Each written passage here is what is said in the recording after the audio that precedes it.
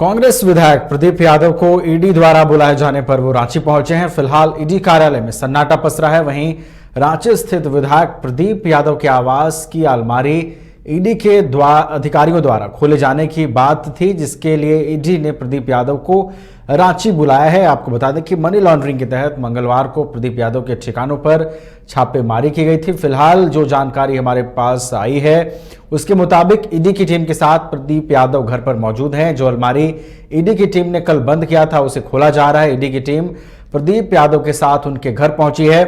तो इस वक्त बड़ी खबर आपको बता दें, जो विधायक प्रदीप यादव हैं उनके घर ईडी की टीम पहुंची है और जो सूचना थी कि बंद जो अलमारी है उनके घर, उसे खोलने की प्रक्रिया ईडी द्वारा की जाएगी और उसे खोला जा रहा है। ईडी की टीम प्रदीप यादव के साथ ही उनके घर पर पहुंची है। और तमाम जानकारियों के साथ हमारे संवाददाता शाहनवाज जुड़ चुके हैं। शाहनवाज, लगातार ईडी की रडार पर विधायक प्रदीप यादव हैं और आज उन्हें रांची बुलाया गया है। फिलहाल उनके आवास के बाहर किस तरीके का हलचल है और जो अलमारी खोलने की बात कही जा रही थी उसकी प्रक्रिया शुरू हो गई है, क्या कुछ जानकारी है आपके पास? बिल्कुल, देखिए, एक बड़ी खबर है। सत्ताधारी दल के विधायक और एक मुखर विधायक जो सदन के अंदर हो या सदन के बाहर हो, विपक्ष को हमेशा आड़े हाथों लेने वाले ऐसे विधायक कहीं न कहीं इन दिनों मुश्किल में घिरते हुए नजर आ रहे हैं। नवंबर के महीने में इनकम टैक्स डिपार्टमेंट ने अनूप सिंह के साथ ही उनके आवास यानी प्रदीप यादव के ठिकानों पर छापेमारी की थी और अब केंद्रीय जांच एजेंसी इन्फोर्समेंट डायरेक्टरेट यानी ईडी के द्वारा छापेमारी की जा रही है और ये बताया जा रहा है कि उस अलमीरा को उनके प्रेजेंस में खोला गया है। लेकिन उसमें क्या कुछ है, क्या कागजात हैं, क्या कुछ उसमें डॉक्यूमेंट्स हैं, उसका जब वेरिफिकेशन होगा तब चीजें आपको स्पष्ट तौर पर सामने आएंगी। लेकिन आज प्रदीप यादव की तरफ से गोड्डा में एक प्रेस कॉन्फ्रेंस रखने की बात सामने आ रही थी, लेकिन उस प्रेस कॉन्फ्रेंस को उन्होंने कैंसिल किया और सीधे वो राजधानी रांची के लिए पहुंचे हैं और अब से थोड़ी देर पहले उनकी राजधानी रांची में आमद हुई है। उसके बाद वो अपने आवास गए हैं और खबर ये है कि ईडी के अधिकारी उनसे उनके आवास में पूछताछ कर रहे हैं, उनकी मौजूदगी वहां पर है।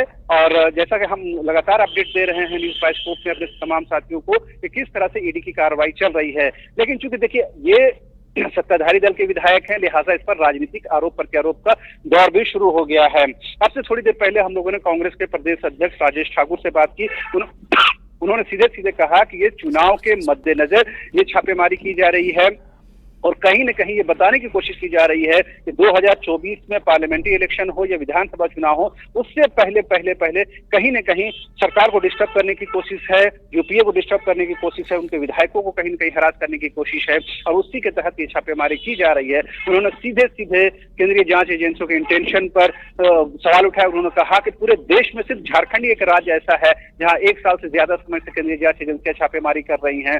दूसरे राज्य जो भाजपा शासित राज्य है, भाजपा रूल स्टेट है, वहां पर केंद्रीय जांच एजेंसियों की कोई मौजूदगी नहीं होती है। ये बताता है कि उनकी नीयत ठीक नहीं है, उनका इंटेंशन ठीक नहीं है।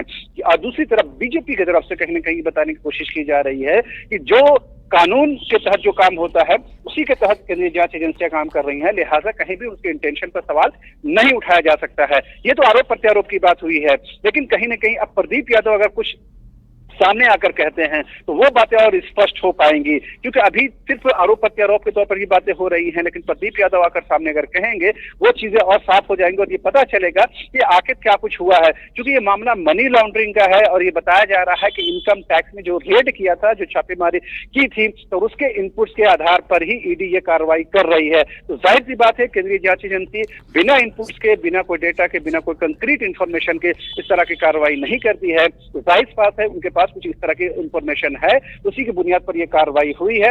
और आपको याद है कि झारखंड में अब तक जो भी कार्रवाई हुई है उसी की वजह से दो आईएएस अधिकारी सलाखों के पीछे हैं। कई जो बड़े रसूख वाले हैं उनसे सरकार ईडी ने पूछताछ की है। तो कहीं न कहीं ये बताता है कि ईडी के पास भी अपने इनपुट्स हैं, उसी की बुनियाद पर यह कार्रवाई हो रही है। लेकिन अब देखने वाली बात होती है, जिस अलमीरा को खोलने के बाद जिस डॉक्यूमेंट के वेरिफिकेशन की बात सामने आ रही है उसमें क्या कुछ तथ्य सामने आते हैं, उसके लिए थोड़ा इंतजार करने की जरूरत है। जी चलिए, धन्यवाद शाहनवाज हमारे साथ जुड़ने के लिए और इन तमाम जानकारियों के लिए।